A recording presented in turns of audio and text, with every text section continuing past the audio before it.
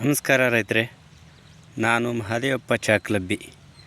ನಾನು ಬೆಳೆದಂಥ ಉತ್ತಮವಾದ ಗೋವಿನ ಜೋಳದ ತಳಿಯ ಬಗ್ಗೆ ಹೇಳುತ್ತೇನೆ. ಇದು ಹೈಟೆಕ್ ಗೋವಿನ ಜೋಳದ ತಳಿ.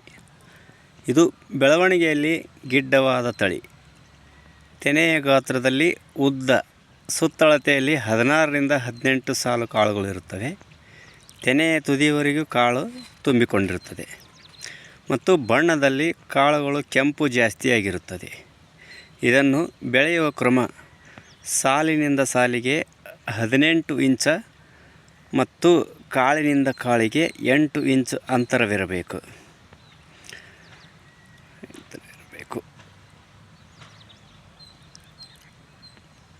ಸರಿಯಾದ ಗೊಬ್ಬರ, ಎಣ್ಣೆ, ಟಾನಿಕ್ ಸ್ಪ್ರೇ ಮಾಡಿದರೆ 1 ಎಕರೆಗೆ 40ರಿಂದ 45 ಕ್ವಿಂಟಲ್ ಗೋವಿನ ಜೋಳವನ್ನು ತೆಗೆಯಬಹುದು.